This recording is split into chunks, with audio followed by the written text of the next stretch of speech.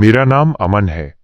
मैं ये कहानी सिर्फ इसलिए सुना रहा हूं क्योंकि जो उस रात मेरे साथ हुआ, उसके बाद मेरी जिंदगी कभी पहले जैसी नहीं रही। अगर तुम ये कहानी रात के वक्त सुन रहे हो तो एक बार अपने कमरे का दरवाजा जरूर देख लेना। ये बात दिसंबर की है। सर्दियों का मौसम था। मैं अपनी इंजीनियरिंग की पढ़ाई के लिए एक पुराने किराए के घर में शिफ्ट हुआ था। घर सस्ता था और कॉलेज से सिर्फ 10 मिनट की दूरी पर। मकान मालिक ने चाबी देते वक्त सिर्फ एक बात कही, बेटा, अगर रात को 3:33 बजे किसी के चलने की आवाज आए तो दरवाजा मत खोलना। मैं हंसा। मुझे लगा बुढ़ा मजाक कर रहा है।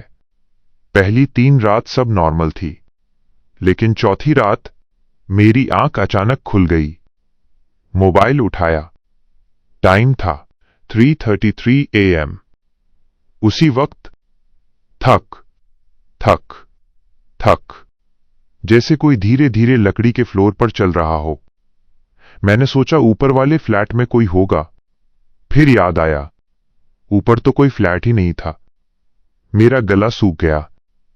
मैं चुपचाप कंबल के अंदर लेट गया। आवाज धीरे धीरे मेरे कमरे के बाहर आकर रुक गई। फिर 3 बार दरवाजा नॉक हुआ।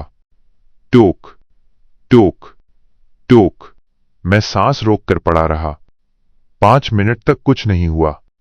सुबह दरवाजा खोला तो बाहर मिट्टी में गीले पैरों के निशान बने हुए थे। लेकिन अजीब बात यह थी, वह निशान बाहर जा नहीं रहे थे, सिर्फ मेरे दरवाजे तक आ रहे थे। उस दिन मैंने किसी को कुछ नहीं बताया। अगली रात फिर रात के 3:33। इस बार नॉक नहीं हुआ, बस एक औरत की हल्की सी आवाज, अमन दरवाजा खोलो। मेरे हाथ ठंडे पड़ गए। मैंने किसी को अपना एड्रेस तक नहीं बताया था। उस आवाज में मेरी मां जैसी मिठास थी। एक पल के लिए लगा सच में मां आई है, लेकिन तभी मुझे याद आया, मेरी मां तो दूसरे शहर में थी। मैं चुप रहा। 2 मिनट बाद वही आवाज बदल गई। अब वो धीरे धीरे हंस रही थी। एक लंबी, ठंडी, इंसानी न लगने वाली हंसी। उस रात मेरी आंख सुबह तक नहीं लगी। सुबह मैं सीधा मकान मालिक के पास गया। उसका चेहरा सफेद पड़ गया। उसने पूछा, तुमने आवाज सुन ली?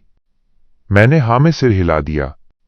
उसने बस इतना कहा, जब तक दरवाजा नहीं खोला तब तक तुम ठीक हो। मैं और ज्यादा डर गया।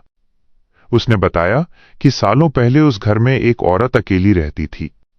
एक रात उसका छोटा बेटा गायब हो गया। लोगों ने कहा वो पागल हो गई थी। हर रात 3:33 बजे हर घर का दरवाजा खटखटाती थी और कहती थी, मेरा बेटा अंदर है। कुछ महीनों बाद उसने उसी घर में अपनी जान दे दी। उसके बाद से हर नए किराएदार को 3:33 बजे नॉक सुनाई देता है। मैं हंसने की कोशिश करता रहा। मुझे लगा ये सिर्फ कहानी होगी, लेकिन उसी शाम जब मैं घर लौट रहा था, पड़ोस की एक बुढ़ी औरत ने मुझे देखा और बिना कुछ पूछे बोली, बेटा, रात को अगर कोई मां की आवाज में बुलाए तो जवाब मत देना। अब मेरे पैरों तले जमीन खिसक गई। उस रात मैंने डिसाइड किया कि फोन का कैमरा ऑन करके सोने वाला हूं। 3:33 AM। नॉक, टोक टोक टोक। कैमरा रिकॉर्ड कर रहा था। मैं हिल भी नहीं रहा था। फिर हैंडल धीरे धीरे हिलना शुरू हुआ, जैसे बाहर कोई दरवाजा खोलने की कोशिश कर रहा हो, लेकिन लॉक लगा हुआ था। 1 मिनट बाद सब चुप। सुबह मैंने रिकॉर्डिंग देखी। वीडियो में सब नॉर्मल था, बस एक चीज अलग थी। जब नॉक हुआ, कैमरे की स्क्रीन पर 1 सेकंड के लिए दरवाजे के नीचे से 2 सफेद पैर दिखाई दिए। पैर उल्टे थे, एड़ियां आगे, उंगलियां पीछे। मैंने उसी दिन घर छोड़ने का फैसला कर लिया। पैकिंग करते वक्त अलमारी के पीछे एक पुरानी डायरी मिली। डायरी उस औरत की थी। आखिरी पेज पर सिर्फ एक लाइन लिखी थी, जिसने दरवाजा खोला वो मेरा बेटा बन गया। मैंने डायरी वहीं छोड़ दी और बिना पीछे देखे घर से निकल गया। मुझे लगा सब खत्म हो गया, लेकिन असली खौफ तो उसके बाद शुरू हुआ। नए घर में शिफ्ट हुए सिर्फ 2 दिन हुए थे।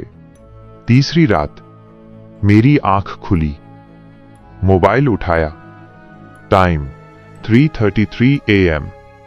दिल जोर से धड़कने लगा। इस बार नॉक नहीं हुआ, फोन वाइब्रेट हुआ। Unknown number. मैंने कॉल रिसीव की। 10 सेकंड तक सिर्फ सांस की आवाज आती रही, फिर एक धीमी सी औरत की आवाज, अमन, इस बार दरवाजा मत बंद करना। Call cut. मैं तुरंत दरवाजे की तरफ भागा। दरवाजा पहले से ही आधा खुला हुआ था, जबकि मैंने सोने से पहले उसे लॉक किया था। उस रात मैं सीधा घर छोड़कर होटल चला गया। आज इस बात को 2 साल हो चुके हैं। मैं शहर बदल चुका हूं, नंबर बदल चुका हूं, घर बदल चुका हूं, लेकिन हर साल दिसंबर की एक रात, ठीक रात के 3:33 पर मेरे फोन पर एक अननोन कॉल आती है। मैं कभी रिसीव नहीं करता, लेकिन एक बार गलती से स्क्रीन देख ली थी। कॉलर आईडी पर सिर्फ 2 शब्द लिखे थे, मां बाहर है, मां बाहर है। उस दिन के बाद से मैं कभी भी रात को 3:33 बजे दरवाजा चेक नहीं करता। और अगर कभी किसी रात तुम्हारे दरवाजे पर सिर्फ 3 नॉक सुनाई दें, तो एक बात याद रखना, हर आवाज इंसान की नहीं होती।